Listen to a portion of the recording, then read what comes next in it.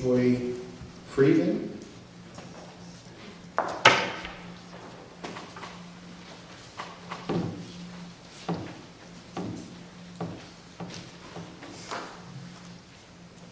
Good evening, council members. Good evening.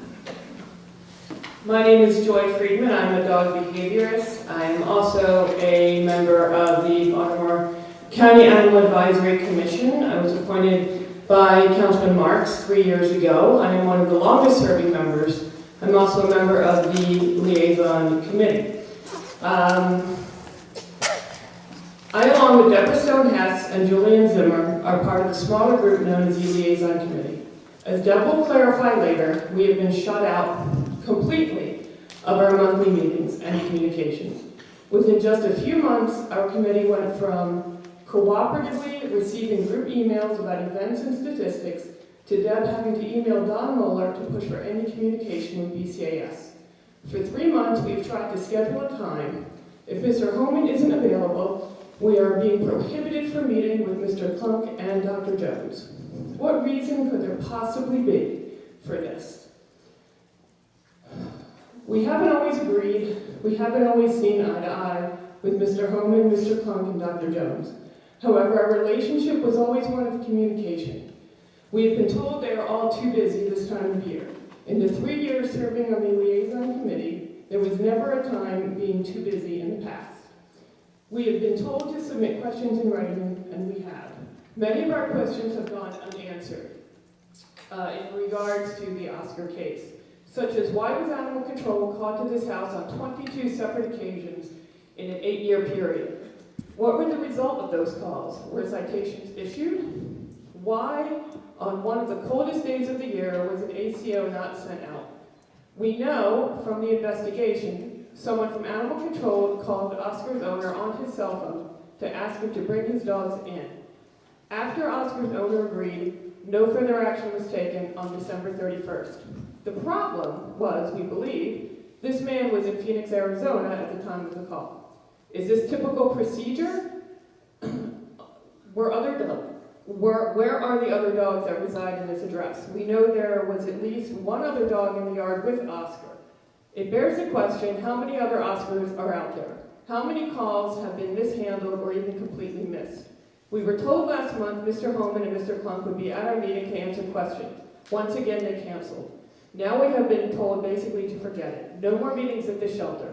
Why don't they want us to come to the shelter now for meetings? What is the reason?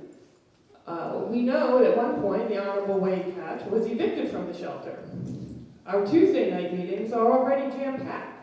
To add a question and answer with Mr. Homan and Mr.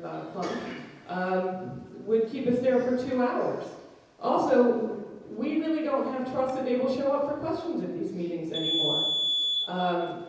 There's a history, as all of you council members are aware, lack of transparency is what forced all of you to form our commission in the first place.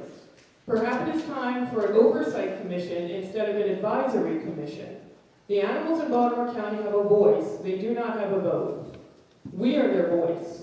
The public needs transparency and answers yesterday. This is not a partisan issue. The members of the Animal Advisory Commission should have never been in a position like we are this evening, ask of all of you to intercede so we can get to the truth as to what is going on here. Thank you very much for your time. Thank you. Next is Deborah Stone Hess.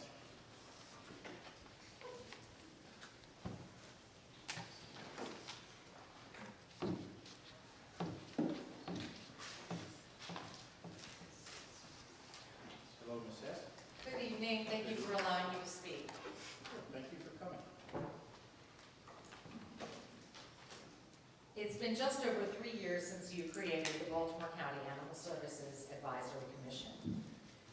As Commission Chair, I worked to overcome the distrust that had grown between the county and the animal advocate community. And over time, BCAS and the Commission developed a good relationship. Fred Homan, who had early on observed each Commission meeting, stopped attending our meetings, indicating his trust that we were operating in good faith. Where he had once required us to submit questions in writing, he agreed to the formation of a Commission liaison committee. to meet at the shelter monthly with him, Gary Plunk, and Dr. Jones. These meetings were open, friendly, and informative, and went on for about a year and a half. Then came the Oscar incident, and everything changed. After the commission followed its mandate and began asking questions, we requested an immediate liaison committee meeting. Fred Holman refused. When he said he was busy with the budget, we suggested meeting with just Gary Plunk and Dr. Jones. He refused that as well. Apparently, no meeting can take place if he too is not present. Fred then informed us that he would terminate our liaison committee meetings permanently, would begin attending our commission meetings again, and would require us to submit our questions in writing, as we had done in the early days. Clearly, this was a retaliatory move for the apparently unforgivable sin of doing our job and attempting to understand what happened to Oscar. We sought help from Don Moeller, who emailed me that Fred and Gary Plunk would come to our commission meetings to answer questions. We accepted that, but on the day of our March meeting, we were told Fred was too busy to attend. We have insisted that we want our liaison committee meetings to resume. All boards and commissions have committees which gather information and report back to the full group. This is just efficiency. And yet Don Moeller emailed me today that in the interest of transparency, Fred Holman believes it's best for him to come to our full commission meetings and now claims he will do so in April. If the real concern is transparency, why did Fred Holman terminate our liaison committee meetings? Why are there no answers to any questions now 3 months after Oscar died? When the county puts out a press release about Oscar that was filled with misleading and inaccurate statements, we must conclude that we've returned to the days when a lack of transparency is of serious concern. So we must ask the most important question of all. Does the county want its citizens to have confidence in its government? How can we in this case, when our government is so opaque? This commission has repeatedly praised the shelter's accomplishments. We still do. But when problems occur, successful institutions must welcome questions, learn from mistakes, and openly share the truth. Our liaison committee meetings must be allowed to resume. We urge you to begin asking questions about the Oscar incident as well. Oversight is called for here. BCAS must be open and transparent. We ask for your help in making this happen. Thank you. Thank you. Thank you, Ms. Sam. Next, Mary Ann Bailey.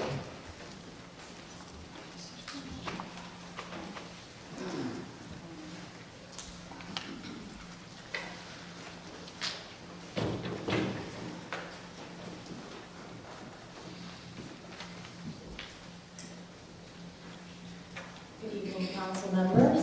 Good evening. My name is Mary Ann Bailey, and I proudly serve on the Baltimore County Animal Services Advisory Commission. I was appointed by Councilman Quirk about a year ago. As a resident of the 1st District, the tragic story of Oscar hits very close to home for me.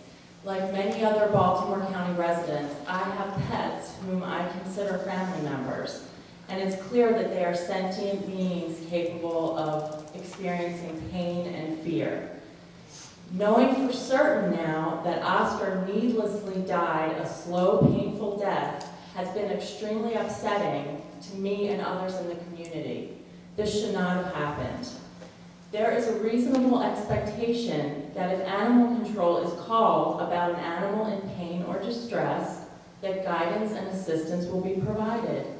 If for any reason animal control cannot or will not respond to a call in person or deems it unnecessary to respond in person, and the animal subsequently dies, the taxpayers deserve transparency and accurate information.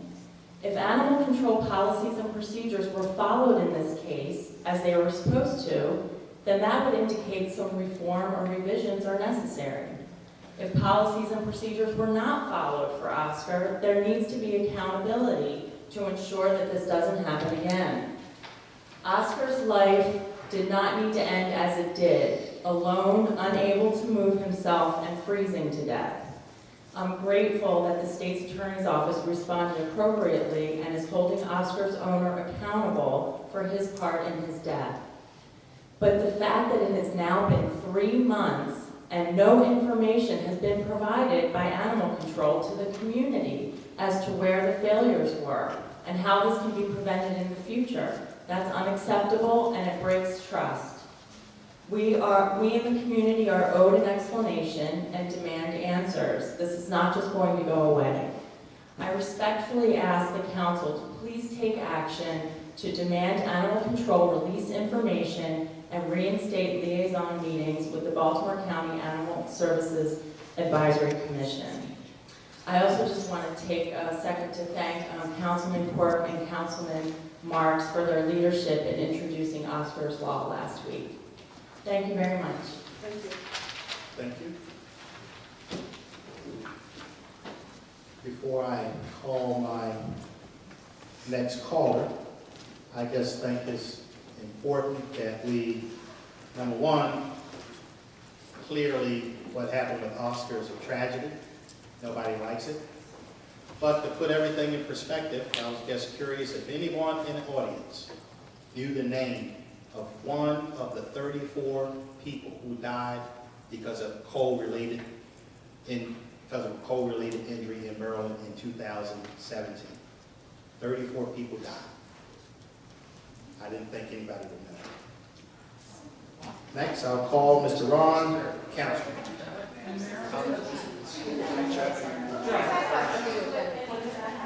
This point is, I was just merely trying to put, the point is, I was putting it in perspective. We care about Oscar, but let us never forget the 34 human beings who died in the state of Maryland because of cold-related. So the point is, it's not just that one dog died, people are dying as well. Yes, Mr. Chairman, Councilman. yeah, I would just like to make the statement that all of us make mistakes. No question about it. Government, whether it be federal, state, or local, makes mistakes. There's certainly nothing wrong with government admitting they made a mistake. And, well, I can name you a number of issues that where if government had just said, we made a mistake, this is what we're going to do to resolve the problem, then people will have more confidence in government.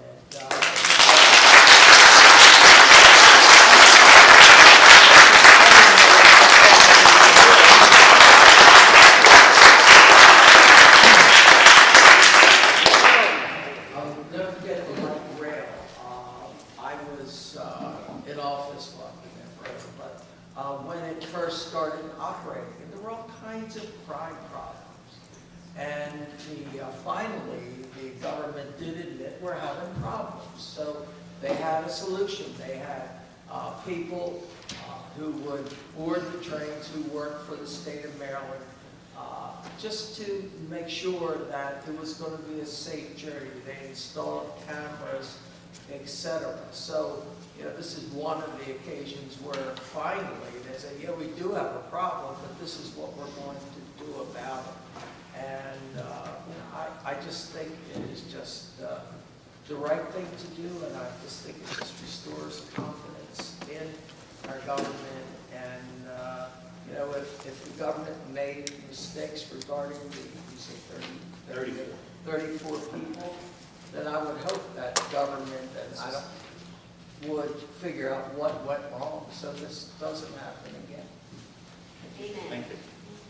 And I want to thank everyone who testified, but I think Councilman Quirk shares the sentiment, specifically Joy Friedman, Julian Zimmer, and Darla Fiore for their work on Oscar's Law.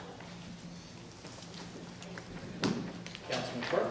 And I hope everyone can also join us at the work session. If there's any amendments, other issues that you would like us to review, we're happy to entertain all thoughts and ideas. And I did want to just recognize all of you and the commission for the great work you've done. And I'll tell you, the county's made unbelievable strides especially with the, I mean, most proudly, the euthanasia rates, especially with cats. Been on unbelievable progress. So I want to thank all of you for your work in the administration, and hopefully this communication can start flowing again. So thank you. Okay, Mr. Ron Council. Thank you, Mr. Chairman, and thank you to the previous speakers. That was very powerful, and keep up the fight. It's a great cause. Ladies and gentlemen of the council, in 2 weeks, you'll vote on an amendment to a contract for the sale of York and Bosley. As you know, this has been something of a torturous process for the local community, not just because the developers sought to put another one gas station in our backyard, but it's because we feel like our input was rejected and laws were ignored. As we hopefully move closer to a resolution on this, it seems that some are interested in taking a victory lap, that this has been a successful compromise. But if we look at the legislative history of how we got here, that's just not the case. First, the council voted to approve the initial contract of sale, which called for a gas station when one wasn't permitted by the zoning. Second, Councilman Marks introduced the plan unit development resolution despite overwhelming opposition from the community. The plan unit development process is based on community input. Third, this council voted to approve the plan unit development despite the ever-increasing opposition from the community and a failure of PUD to even meet the threshold requirement that would achieve a development of substantially higher quality than what could have been built there otherwise. When that vote occurred, councilman courtesy was cited as a basis for passing the law, for passing the resolution, and we were supposed to defer to the judgment of Councilman Marks. Well, then Councilman Marks submitted a resolution to stop the PUD, and that resolution was tabled. So much for councilman courtesy. After that, negotiations commenced between the community and the developer and the county. We had no leverage in those negotiations because we had been so hamstrung by this council's approval of PUD. When there should have been no PUD. There should have been no PUD in that contract. And this council had the opportunity to stop it on multiple occasions. We were left with nothing in those negotiations. So now here we are. In 2 weeks, you'll vote on amendment to the contract. The price is going to drop by several $1 million based on 2 5-year-old appraisals. There's a tax credit which can be worth anywhere between $200,000 and $2 million based on the math, depends on who you believe. The amendment leaves open the very real possibility that the developer could still revert to the PUD and build the gas station. And the amendment adds a new requirement that the county locate and remove all underground tanks, which obviously raises some suspicion on the part of those of us who still think there's a plan to build a gas station. This was supposed to be an as-is contract. That's 5 years, several $1 million, thousands of volunteer hours lost. And now what we have to show for it, an unoriginal, sad development on the corner of Bosley and York that meets none of the criteria of the master plan, none of the walkable objectives of any of the Towson guidelines. With all that being said, I hope you vote to approve it because we need this to end. We just need it to end. But I also hope that you acknowledge what this community has been put through over the last 5 years and what's been lost in trust, in time, and money. And I hope you recognize that it didn't have to be that way. Thank you. Thank you very much.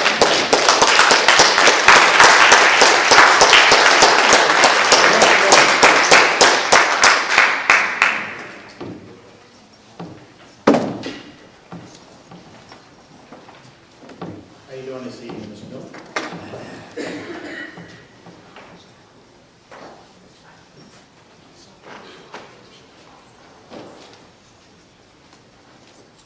Thank you, Council. I just want to follow up on what Ron Council had to say. I was a member of the GTCCA negotiation committee for the agreement between Kings Valley Partners and GTCCA regarding the Towson Gateway development. That agreement, CVP agreed not to include gas station and convenience store on the site. GTCCA agreed not to oppose the project if the Baltimore County development process approves it. I would like to clarify what the agreement is not. It is not a blessing of a reduced price for the property, especially one that is below market value and inflates the value of the revitalization tax credit.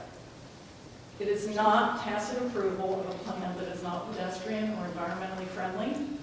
It does not meet master plan or zoning design goals for the site. It is not a sign that this process has been respectful of or honest to Baltimore County taxpayers or the community. And most importantly, it is not a guarantee that gas is eliminated from development. 4 of you voted to preserve the gas station option while the administration was secretly extending the contract with Case Valley by 5 years. This enabled the developer to enter into negotiations with the community from a position of tremendous power. The only way for us to achieve the mere possibility of no gas was to allow 5 harsh conditions under which the developer can revert to the PUD. On April 16th, the council will be in the unenviable position of voting on a proposed reduced price for the property. Vote against it, and you risk settling the agreement with the community. Vote for it, and you sanction another obvious sweetheart deal to this developer. Unfortunately, your ability to decide whether taxpayers realize the true value of the Gateway property is compromised at a time when the public will be watching very carefully. Thank you, Ms. Ward.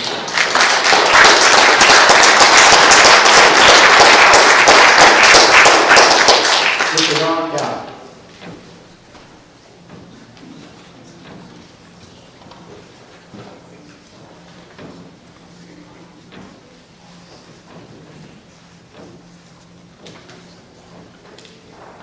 Good evening. Thank you, members of the council. I have copies of my remarks here for you to review later. My name is Ron Gallup, and I speak on behalf of a group of over 200 citizens known as Save Towson's Gateway.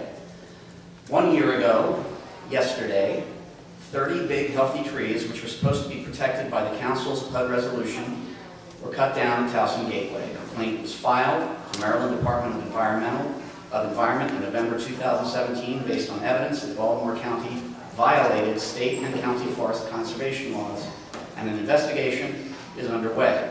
We believe this council should also take action to investigate the tree and building removal. Emails were found orchestrating a rush job to accomplish the work before a scheduled development meeting. County records show that the money used came from the property management grounds maintenance funds. And the county administrator stated that the trees and structures were removed to accelerate the settlement to the developer. To summarize, it appears the county expedited the removal of protected trees without permits, improperly using funds earmarked for other purposes in order to prepare the site contracted to transfer in as-is condition to a developer. We support Councilman Catch's call for an independent compliance audit to determine 1, whether the funds used to cut down the trees and demolish the buildings on the site were properly appropriated and expended. 2, whether the administration adhered to county procurement and other relevant laws in contracting for the tree removal and building demolition. We also call for the county council to pass a separate resolution asking the state prosecutor to investigate and determine if actions taken by one or more county officials constituted misconduct in office. By cutting down the trees, did the cabinet's administration undertake not only to defy County Council Resolution 113-16, but also to assist the contract purchaser, Caves Valley Partners, in avoiding requirements under state and county forest conservation laws? The role of the executive branch of county government is to carry out the intent of the county council and to enforce state and county laws rather than to defy them. We ask the county to fulfill its role by acting to hold the administration accountable and protect the public's interest in this matter. Excuse me 1 second. Yes, I told you not to call me Mr. Trump at the county council meeting. Okay. Mr. Trump would like to congratulate you on your contract with Sinclair Broadcasting, looking really good. Kudos. Thank you very much for your time.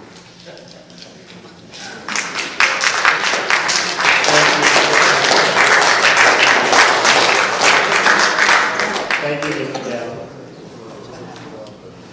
Ms. Bergman?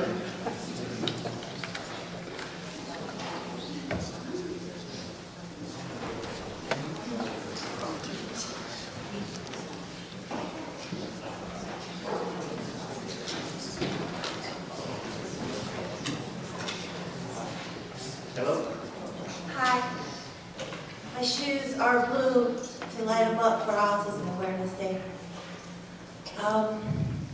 Buenas tardes, mi gente. No es ningún secreto que el condado de Baltimore County tiene una comunidad hispana que se está creciendo bien rápido. ¿Y cuál es la cosa más importante para comunicar lo que necesita la gente que vive en el condado de Baltimore County? Please raise your hand if you understand exactly what I said right now. Okay, hold on to that feeling. I want everybody in here to hold on to that feeling. Because as we try, the everyday voter, to understand what these processes are, of how our government, our local government is run, that's exactly how it feels. We have no idea. As a regular voter, they keep changing the rules of the game. When it comes to school construction, they just change the rules of the game for us. We used to have a voice at the Board of Public Works, and now that's gone. And I appreciate this council for giving us the opportunity to actually spend more time to speak our thoughts and hear our voices. But the voters don't want to just hear our voices. The voters want this council, Baltimore County, to have the power, to be empowered, to hold those accountable. Those accountable that are not honest with us, of what's being done and how you provide public service as part of the transparency piece that people keep asking for. We were misled regarding Lansdowne. I always wanted a new building for Lansdowne High School, and somewhere along the line the communication was not there. We were told there was no money for no high schools to be rebuilt. Then all of a sudden our county executive says, hey, we're going to give money over here to Towson. And then what about Lansdowne? We need a comprehensive plan for the way we do school construction in our county on this council. To create that plan, to communicate, not just communicate with transparency, but make sure that everyone in this county, regardless of what language they speak, because it is no secret that the Hispanic community in Baltimore County is growing rapidly. We have to be able to communicate with transparency, and this council, along with our school board member, now that the Board of Public Works is out of the process, have to have the power to hold individuals accountable when they are dishonest to us, local individuals.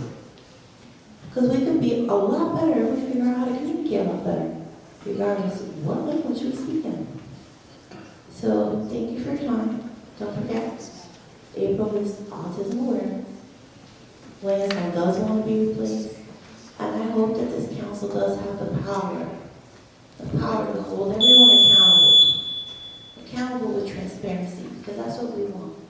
Thank you. Thank you, Ms. Bergman.